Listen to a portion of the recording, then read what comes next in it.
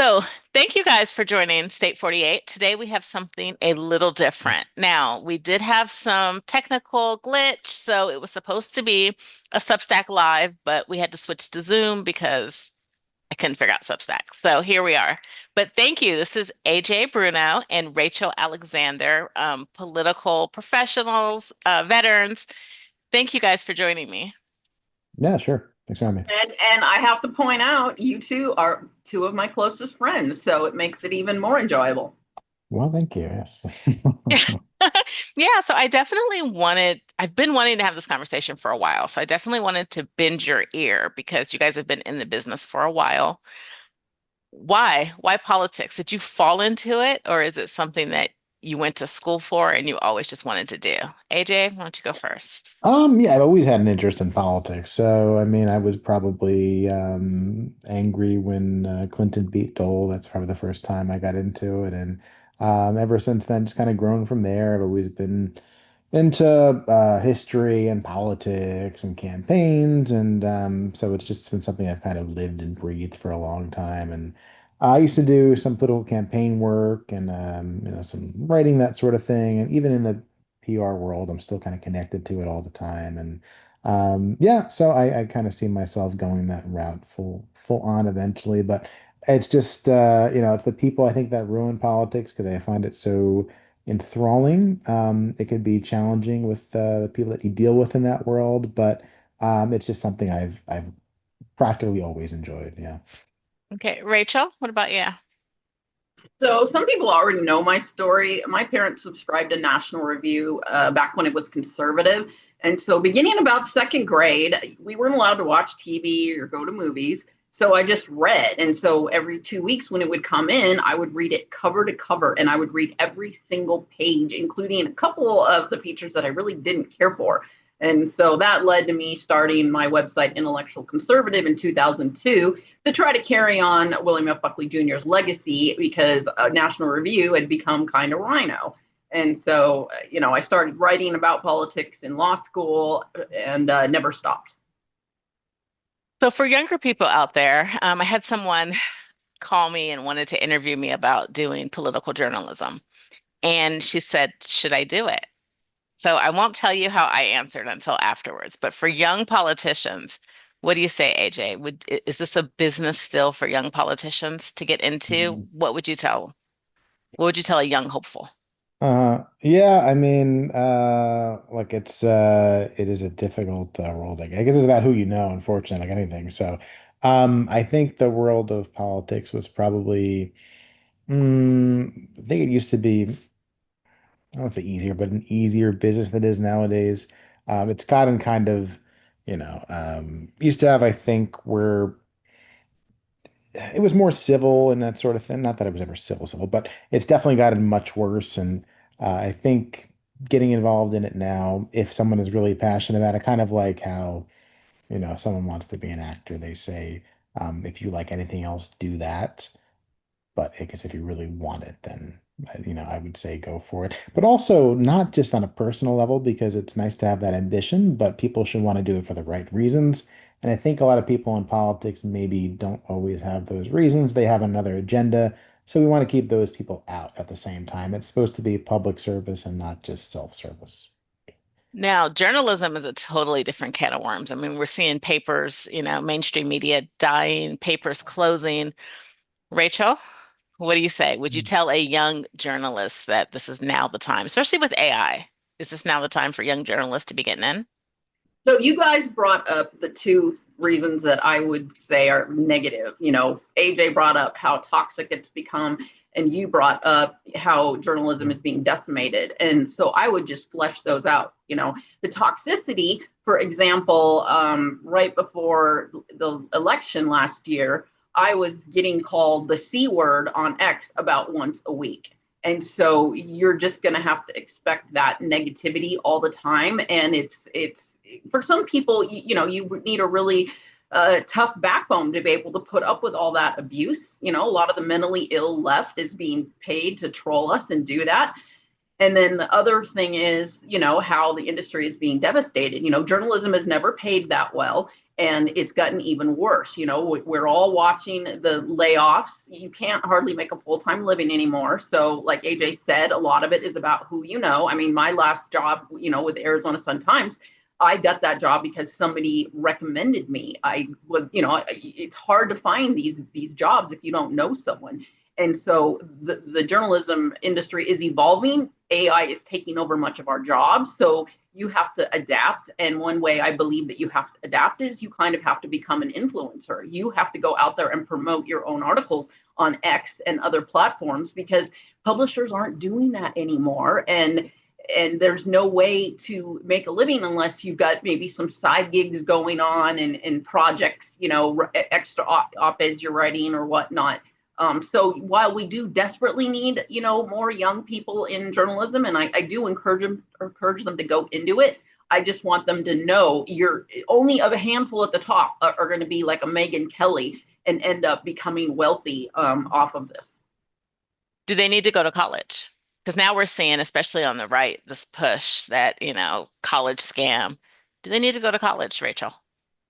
Well, I point everyone to Jordan Conradson of Gateway Pundit, who became a much more well known reporter than me a few years ago in Arizona at like age 19. And he, as far as I know, has still not gotten a college degree. And now he's back at the White House as part of the White House press pool. He's like 23 or something. So, right. I mean, you can do it without a degree, but does a degree open doors? Yeah, of course. I mean, I think it would still make it easier if you had a degree.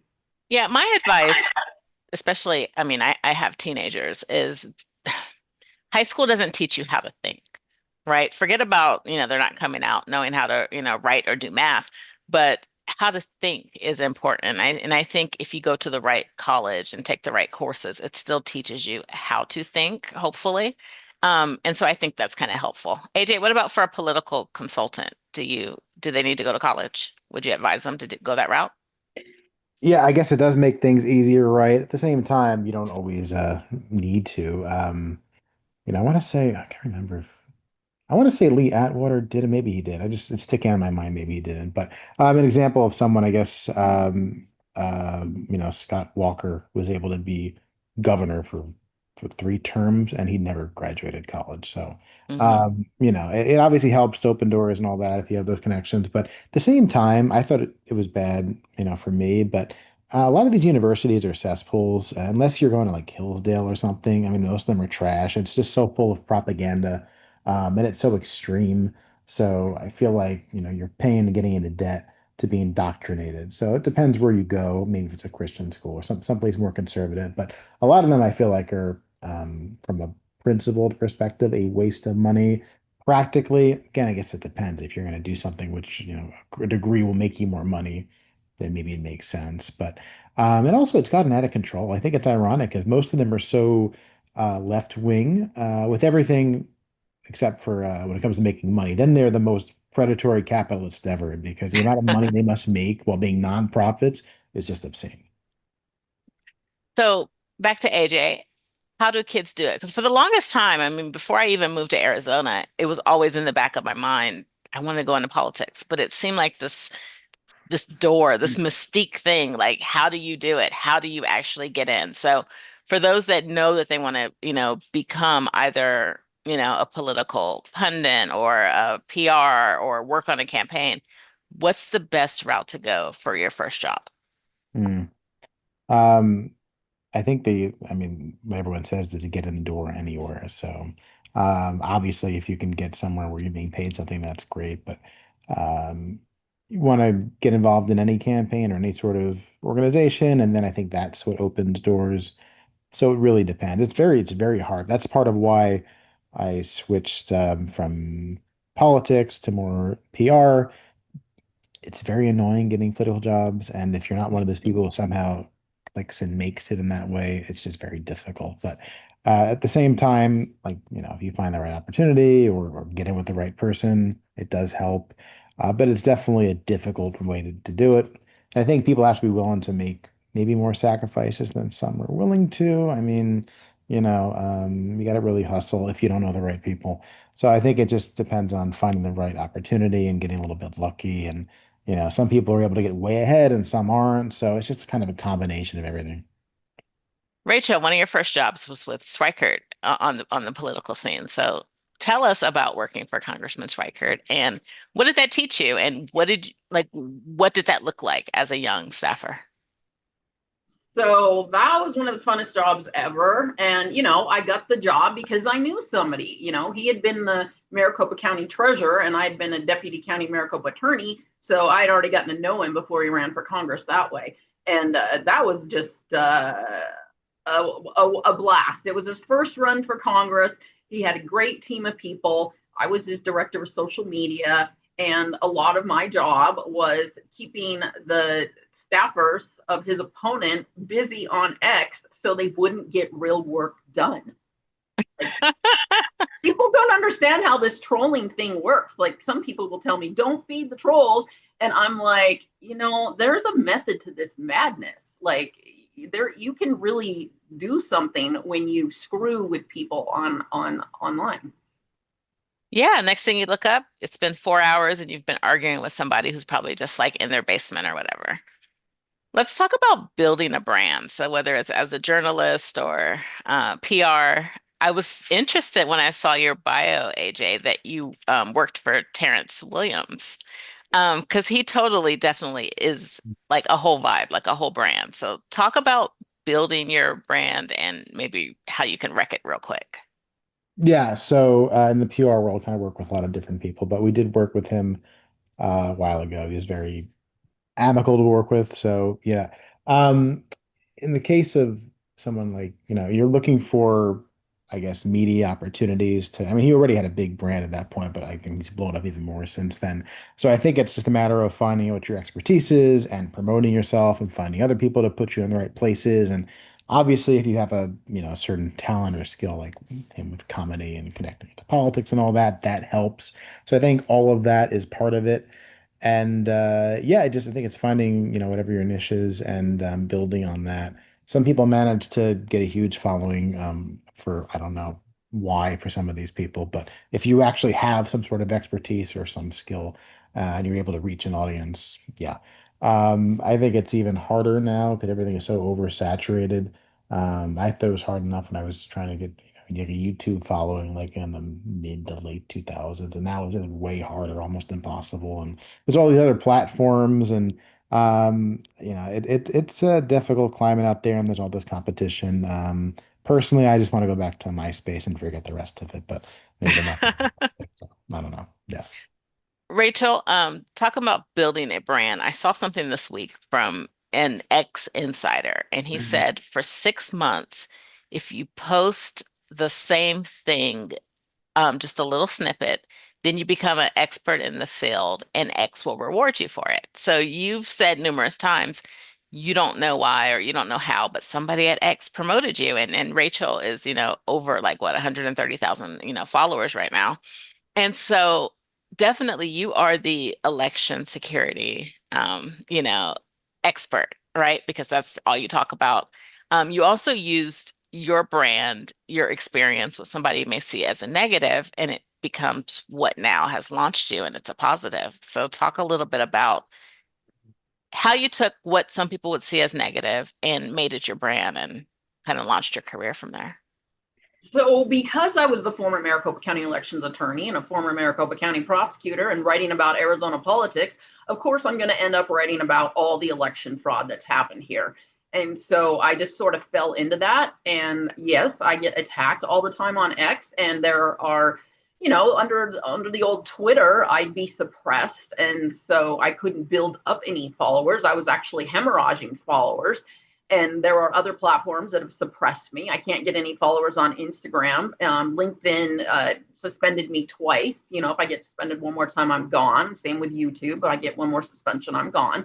So it has hurt me. But since Elon Musk took over, he started promoting certain accounts in 2022. And my account was one of them. And I believe it was because he was trying to promote conservative and independent journalists like who had been suppressed before. He was trying to make it fair. So that is one hopeful thing if you do want to become a conservative, media influencer or journalist. Elon does promote those types of accounts. And a lot of those accounts, they are practically anonymous accounts. They have no bio, they have no background, they don't even state whether the person has a degree. And Elon is massively promoting some of those accounts. So I think for that reason, it is important, to put forth the brand. There's one of those accounts out there is, she's called Insurrection Barbie, but she's got a very, specific message and delivery, and that resonates for whatever reason with Elon and his people at X. And so she gets promoted. And I just strongly recommend that everybody do that. With so many different names out there now promoting themselves and their podcasts and stuff, you have to. I mean, especially if you're a journalist, you're competing against all these influencers, and a lot of them have money. They're able to do things like buy followers on X and buy paid posts to promote their accounts. So I mean, it's an all out, and this one guy here always calls me a grifter, right? Because I'll repost him with quotes and stuff, and he'll say that I'm grifting, and I'm like, dude. And he's in the mainstream media, of course, and I'm like, dude, if you don't reinvent yourself and start promoting yourself and your brand as a journalist, you are going to die. AJ, what is grifting? Yeah. Well, there's a lot of grifters out there, right? So I think that I think you know, in the context of this, people who are kind of portraying themselves as something that maybe they're not, or trying to just get into um, as kind of like well, it's the internet, right? So people are petty. People try to use any, I guess, malicious angle they can to get some followers, to get some support, or so they're willing to go to any length to get attention. And that's kind of one of the drawbacks of social media and online. And we were just talking before, Rachel was talking about Candace Owens, who I think at this point is a crazy Jew-hating anti-Semite, and yet she still has a huge following. I don't understand how or why people follow this. I guess there's like kind of a neo-Nazi alt-right sect. I'm not sure they'd follow her, but I mean, apparently they do. And there's people like that who are kind of, I think, preying on the most extreme edges and kind of drifting far beyond what's conservative. So I think stuff like that is kind of unfortunate, but you see it happening more and more.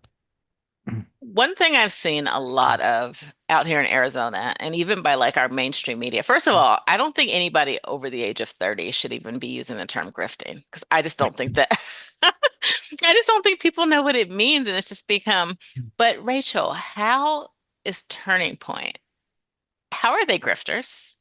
I just don't get it. I mean, you can like them or love them or hate them for whatever reason, but how are they grifting? That annoys me as well too. Yes, they rake in millions of dollars, but guess what? Their money is going to change Gen Z into conservatives, and they've done it. So, all these accusations against them, and some of it is jealousy, I've noticed, because Turning Point will always have their favorite people who are speakers at their conferences, and it's always the same names. And people don't like that, and they feel like these same people are being rewarded, without looking at other possible leaders and stars and speakers. And I get it. I get it. I mean, it would be nice to probably have, introduce a new line of faces here and there. But I mean, for them, it works for them for whatever reason. Having these same stars works for Turning Point USA. So, who am I to criticize? Yeah, I guess I just don't understand with a company that has employees and they're paying people, a good livable wage and they have products. They're winning elections. They're actually on the ground working. Again, you can argue, different things about Turning Point, but I don't think you can call them grifters. Like that to me, I just like, okay, you lose the argument there. And I'm really kind of tired of that word, in general. Okay, let's talk a little bit insider baseball. Are we in trouble for the midterms or are we in good shape? Um, well, I think they're kind of playing with fire now with some of this. I guess everyone does the gerrymandering stuff, but the thing is, you gain 5 seats in Texas, then they might, take those seats away in California, and other states play the same game. So, I think it's kind of that alone is we'll see how that plays out, but you could also hurt yourself in the process of doing that. I think that the vote for that looks like let's check the odds lately. I think it can go either way. I mean, historically speaking, you lose seats, right? But I think during was it Bush's first midterm, they gained seats. So there are times where it kind of goes the other way. So it really depends. I think it depends how the economy goes and all that, and we'll see how it plays out. I wouldn't say it's bad shape. I would just say maybe too soon to tell.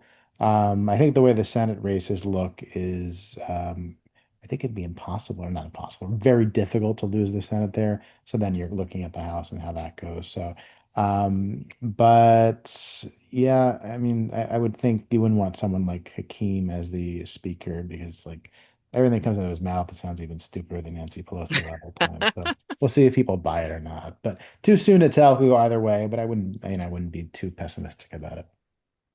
Rachel? Well, you probably can predict what I'm going to say. I think the Democrats are going to use election fraud to target the key swing districts, especially the ones that have conservatives running in them. And then they'll just do what they did with, Carrie Lake and just say, oh, she was just, too conservative, too crazy. So the voters rejected her. That's my prediction. So those key, congressional races, we're going to have to get really, really involved and we're going to have to really, really chase the vote to overcome the expected fraud because that's what they're going to do. They're going to just steal enough key districts to take back Congress. What about here locally in Arizona? How's it looking for Arizonans for our big race coming up in 2026? So, I mean, I think, you've got what the governor's race is a big one here. That one, we don't even know how that's going to play out yet. But I do think since we have Turning Point here in this state massively getting out the vote, and they seem to be getting behind, Andy Biggs for governor and the other key, Warren Peterson for attorney general, I think they will get the vote out and make it too big to rig for cheating, at least in Arizona. Okay. And actually, I did not expect you to go there, surprisingly. I probably should have, but I actually didn't.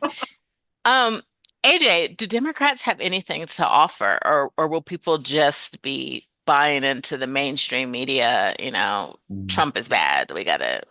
What are Democrats offering right now Yeah. for the midterms? Like, Well, I guess if you want like Memdani style democratic politics, then that's your thing. And sure, go ahead. That seems to be the more common, I mean, you look at like hypothetical polling for the next presidential election, and AOC was like at I think 12%. The fact that she's getting any like significant amount of support shows you where some of those voters are. So I guess for people who decide, these people who vote both ways and decide these elections, is that something that they're on board with? Something which is way, way beyond like mainstream, traditional democratic politics. We're talking about the far fringe left.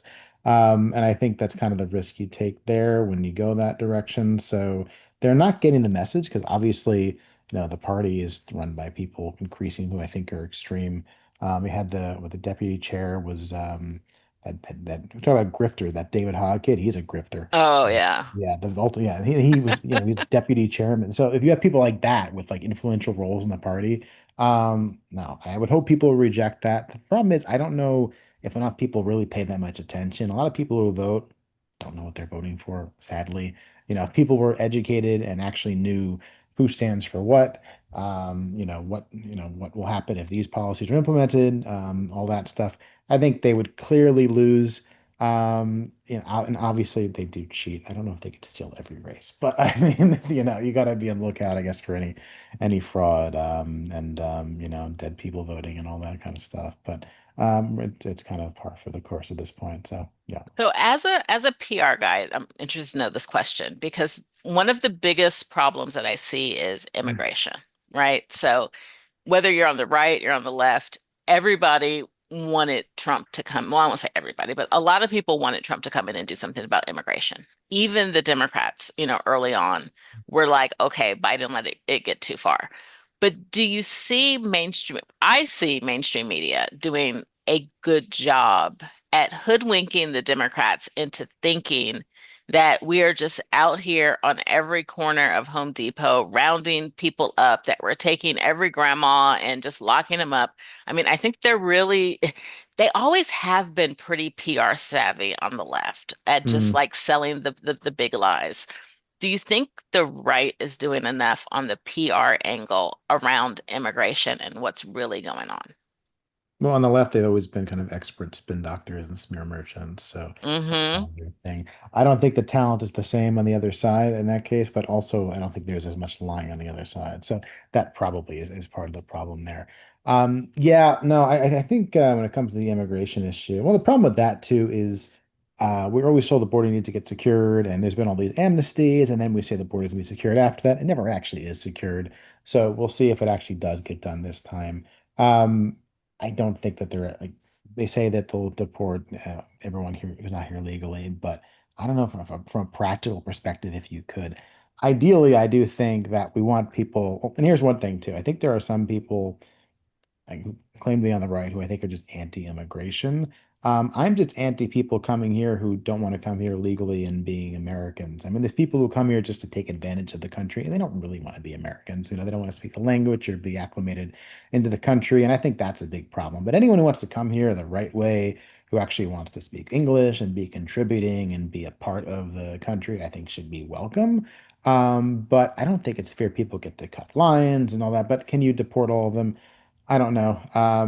And yeah, I mean, we'll see. I mean, if you give out enough of those $50,000 ICE bonuses, maybe you'll get enough people to help do that. But in the meantime, but no, they're not on every corner. Obviously, you're not seeing raids every two like you're led to believe. So I think it's way blown out of proportion. It's more strategic, and we definitely need more than we had before because we've had so many problems with this issue, it never gets solved. And so hopefully it actually does get solved this time because it's just been the same can being kicked down the road for decades.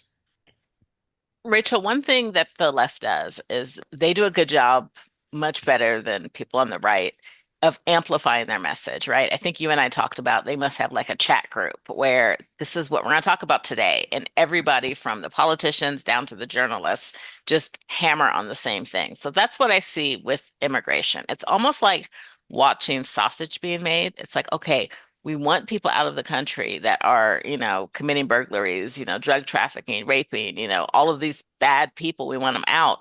But watching it up close, it's like, okay, the way the left is painting it, it's not always pretty.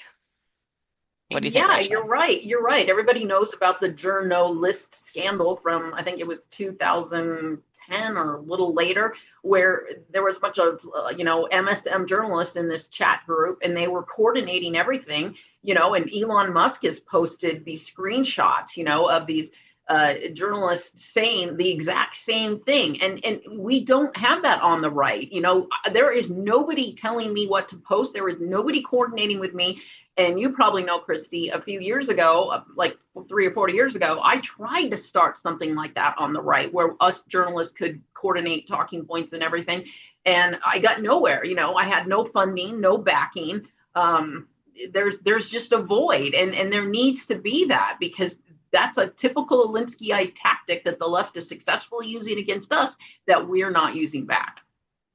And just like a side note on that, I started going out and Rachel, we were together at one place, to the different LDs and just talking to the PCs, the LDs, the Republican clubs. Hey, you guys say mainstream media is Mm. dead. You have not even a handful. You have, two, three maybe in Arizona of, conservative journalists. But do we get reposted? Do we get supported? Do we get so you can't have both. You can't say mainstream media is dead, they're horrible, but then on the same hand, are you actually doing anything to help amplify the messages of, I'll take even right of center journalists, much less like the hard right, MAGA ones, Rachel.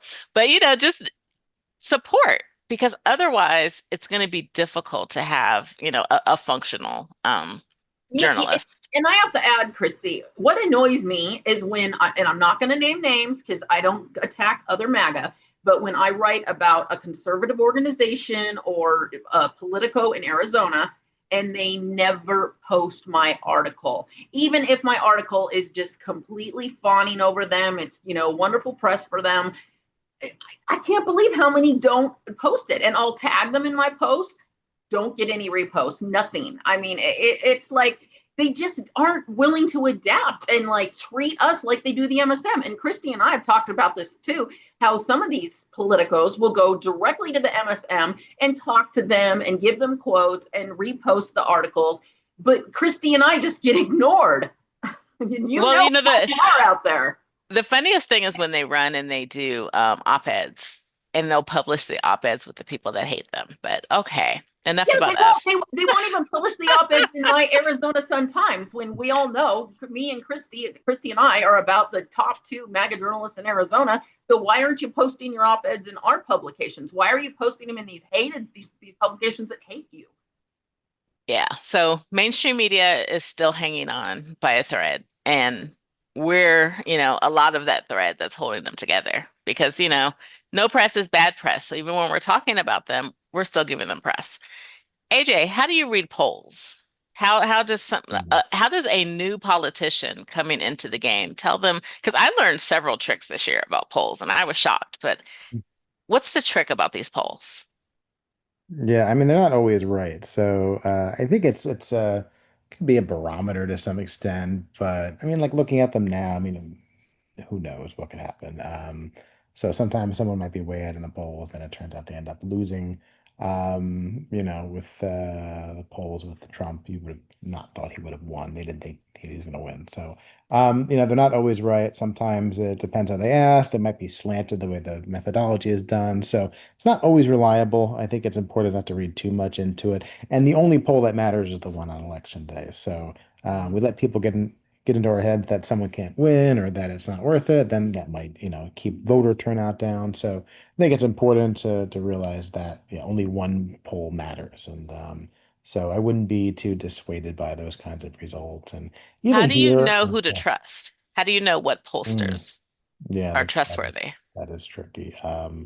I mean, off the top of my head, I mean, Rasmussen does have a good reputation, I think, and anyone like that. So I wouldn't trust ones that are being funded by campaigns because who knows, they have an agenda. But the ones that maybe have a good track record, or that they don't have kind of an agenda out there because it should just be a science. It shouldn't be anything that's biased, and you got to watch the way they ask their questions and all that. So.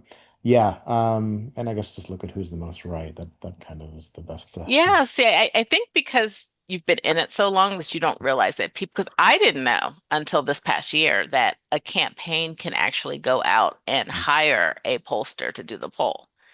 Right. You're going to have to kind of look sideways just a little bit at the polls that is hired by the candidates, right? Also, the thing that you hit, how are the questions being asked? So you can go into the actual poll and you could look at the questions. Also, how many people are they actually polling? Do they have a good sample of people, or is it a small poll and then it had this one result? Rachel, there was a poll that came out that KTR, Karen Taylor Robeson, posted. How do we know whether that poll is trustworthy or not? So I've got that posted on intellectualconservative.com right now. You can go and read about it.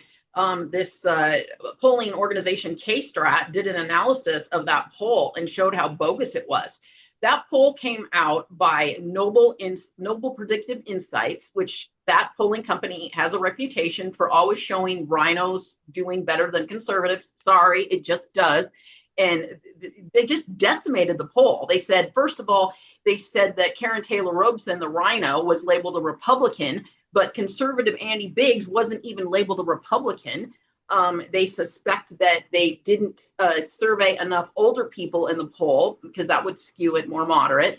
And I like to point out a few other types of things, which are that you can do push polls where you phrase the questions to get a certain answer. You can only survey Republican voters instead of surveying likely Republican voters, or as Rasmussen reports, which is about the most reputable pollster out there, they told me years ago that they only survey or usually only survey likely voters. Now, if the ones who are most likely to vote, right? and those voters tend to be more conservative. So all these biased MSM and candidate bot polls, they don't survey the likely voters. And so that's why you always have it leading up to the election. Oh my gosh, the Democrats are winning, the Democrats are winning. And then when a Republican finally wins, everybody's like, what? They came back from behind? No, the polls were just so biased leading up to the election. Two more questions for you guys.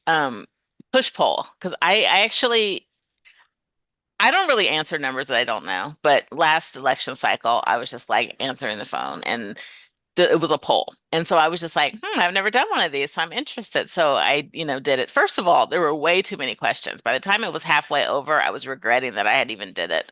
But it was definitely a push poll type of thing. Explain to viewers what that is. Give them an example, Rachel.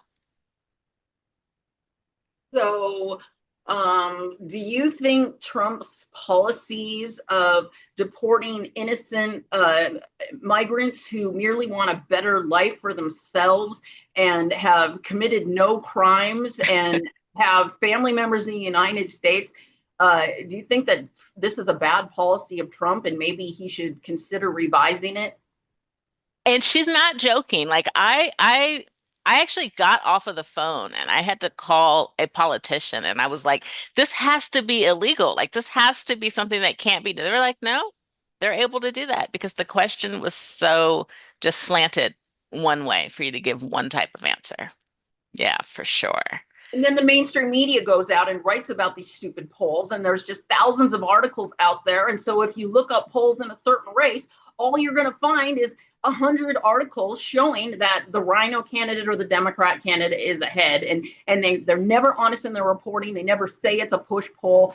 I mean, I don't see how these people do it with a straight face and sleep at night. And we saw that a lot with and we talked about it, Rachel, with Blake Masters and Abe Hamadeh. And I'm thinking, me, being a little green still, I'm like, wow, is this going to be a race? Like it's going to be kind of close. And, thinking like, okay, Blake maybe has a chance at this. And Rachel immediately was like, no, no, it's, and you knew, but that's how I didn't know how to really read the polls, then that was my learning lesson. And And you can go through and in some of these polls, they'll actually put their methodology out at the very bottom in fine print, click on another link. So I go whenever I see a poll and I research as much as I can. And 538 up until about 2020, which compiled polls, used to be accurate in labeling which pollsters are the most accurate ones. So Rasmussen Reports up until 2020 was always in like the top 5 for the most accurate pollster. So you can still go back and find that and see, oh yeah, Trafalgar, that's a Republican leaning one. They're also one of the most accurate ones. So whenever you see a poll, just dig into it and do some research and find out how biased they are and how accurate they are. okay, last subject area, third parties. AJ, do you only have conservative clients or do you have some third party independents that you work with? Yeah, I mean, a lot of it tends to lean conservative, but there's either also independent and also some on the left too. So it kind of runs the spectrum there. And yeah, so it definitely leans more on the right, but had some very liberal clients, left-wing clients too. Oh, that's Um, surprising. yeah, so it's keeps things interesting, but yeah, it's not exclusively that, but it does depend. Um, so, sometimes there might be some media I do that maybe is too conservative for them want to do it. But Now, I you're do. nationwide? Are you nationwide? Yeah, I mean the company's based in like New York and Florida, maybe a little bit DC. But we kind of do there's clients everywhere. I've had clients on the West Coast, in between, on the East Coast, other countries. So it really is national, even international in a lot of ways. So it's kind of a big reach for, a smaller outfit. So yeah, it's kind of all over the place. And we've worked with people, you wouldn't know technically. We very Well, you briefly. don't have to name names. I was Yeah. just Well, curious. some you would know. We've worked with foreign governments too, so kind of a lot of stuff. Yeah. But Okay. yeah. Third parties here in Arizona, it's about divided about a third between, independents, true independents, or I don't know how you want to classify them, Dems and Republicans. Right now, independents are the ones that are kind of surging. Rachel, talk about third parties. What are Why are people flocking to third parties, and are they a problem? Going to be a problem for the upcoming 2026 elections? Well, I do think it's a problem because you can't really get a feel for how they're going to vote. But studies have shown that independents are pretty evenly divided down the middle between the ones that vote with Republicans versus the one that votes for Democrats. So even though, it sounds like, oh man, it's a threat, independents are surging, like, for the last few years that we've had more independents than Democrats, but Republicans have mostly stayed ahead of the independents. So I just don't think they're that big of a factor because they're so evenly split. And I've looked at their numbers over the years, and it's not changing. If anything, in recent years, they've trended a little more towards Republicans. So with our 7% statewide voter registration advantage of Republicans, we're in really good shape. And the only way, we're going to have a bad year this coming election is if there's voter fraud. I would definitely say in Arizona, they do trend to be more right, more, conservative, the independents. Why they're choosing independents, that could be a whole nother, podcast. But AJ, do you think in areas like Arizona or other areas that have a high amount of independents, do candidates need to tailor their messages, to reach them? Mm. Um, yeah, I mean, it's a shame with Arizona because it used to be a very solidly red state, and these days it's purplish, or even in some circumstances, I mean, you got both senators and the governor who were Democrats, good friends of Rachel, I know. But yeah, so I think you do have to kind of tailor, Girlfriend. yeah. That's almost So, a fight word. I remember I called Arizona purple, and Kelly Ward, she was like, "No, we're not," on my post, and I'm very friendly with her. I love Kelly Ward. But that's mm. almost a fight word to call Arizona purple. Yeah, I mean, I'd like to say it's a red state still, but I mean, it's just not what it used to be. It used to be, it was in the bank for whatever reasons now, but you used to know it was in the bank, very Republican, and it's just not quite the same as it used to be. Hopefully it gets back that way, but it's just, I mean, look at like, I used to think Virginia was a great state, and that state is now, I mean, it's not even purple, it's really blue now. That used to be a great state. So unfortunately, there's been some shifts in negative ways. Who would have thought Georgia wouldn't be, a deep red state? I mean, just so at the same time, some have gone the other way too. So, but having said that, I think like people say it's a center right country, so you should be able to have a sensible conservative message and reach independence. You would think. So, yeah, I think if you have a situation where it's about split third each way with a good message, it should make sense. It should win enough of those voters over. So yeah, you have to reach out to them, but there's, they say it's the economy is stupid. So I think if you have a good economic message, that's what matters. Democrats have tried to make things about like abortion and all that. People don't vote on that; they vote on economics. So as much as they try to pull these other issues in there, I think if you have a strong message, especially on that topic, and in a state like Arizona, immigration, that sort of thing, border security, I think that's a winning message. And to me, that's not even necessarily, it's not even really a Republican thing. It should just be a common sense American thing. And that should reach enough people, at least in my opinion. So we saw Gallego do like the traditional thing, Ruben, Senator Ruben. Um, Senator. we we saw him um make the move towards the middle when he ran, right? It used to be, okay, win your primary and then move to the middle is what everyone did. And we saw that with him. I mean, we were like, who is this guy? I mean, they took his Twitter. He started being, super rational, super conservative. It didn't last. He's back, on Crazy Town. But now we did see that for a little while. But with MAGA, I don't really see that happening. I mean, MAGA's like, this is who I am, this is what it is. You didn't see Abe well, Abe is in a solid red district, but you just don't see that among the far right move to the middle. Like they're just like, these are my policies and this is what it is. Is that type of politics dead, Rachel, where people are, you know, conservative and then moving to the middle to win the general? Well, I think conservatives are just more honest. Yeah, there's some dishonest politicians on the right, but I think for the most part, they don't want to compromise their values. And with Trump becoming president, I just feel like people have become emboldened. Like we feel like we can stick to our principles and not try to sound like squishes to win general elections. Now, could it come back? Yes. Like if we end up with another George Bush type of president, yeah, conservatives could get scared and start trying to, run to the middle. But I think Trump has just brought in this new era where people are like, I don't have to fake it. I don't have to run to the left in order to get elected. Okay. So, final words. Thank you guys, first of all. Um, I'll go first. So, I wanted to ask you guys in closing, what is something that you would do different if you could start your political career or PR career over? What's something you would do different? So, for me, I definitely would not have ran for the Corporation Commission um, out the box. One, I do think that I was still one of the best candidates that was running, but You I were just the best candidate. The other ones didn't even come close because they didn't challenge ESG and DEI. No but brainer. I just think that I stepped into quicksand not knowing how powerful APS was, not knowing all the different factions in Arizona. So I think I would have gotten to know all the different factions a little better. And I would have wrote my book first because I learned some stuff that I didn't know about me. So yeah, there's that. What about you, AJ?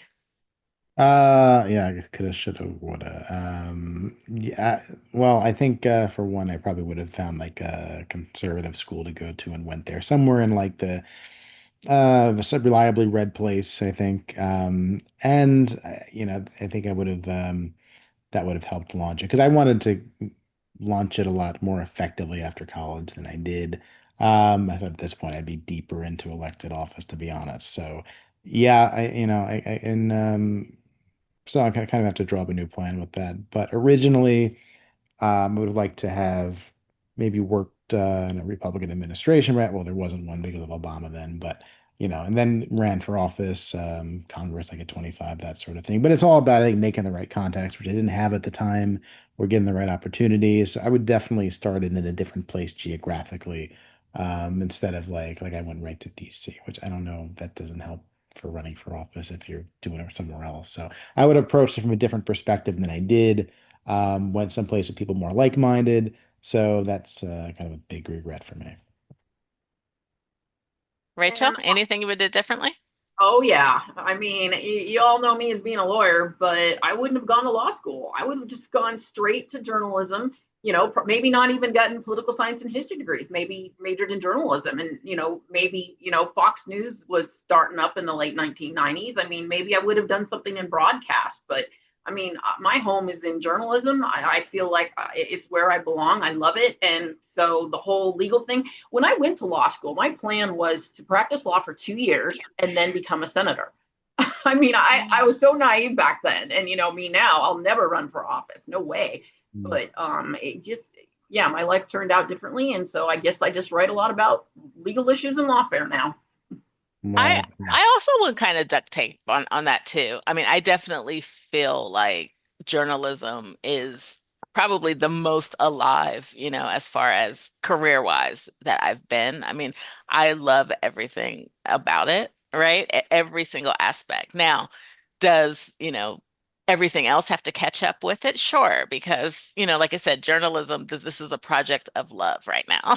And I'll just leave it there. So it definitely needs to catch up with, what law was, providing, mediation was providing. But yeah, well, thank you guys. This was fun. Yeah, Thank you thanks. for having us, Yeah, Christy. appreciate Yeah, it. we'll have to come back again and talk, especially closer we get to the midterms. Love Sounds being good. with my peeps.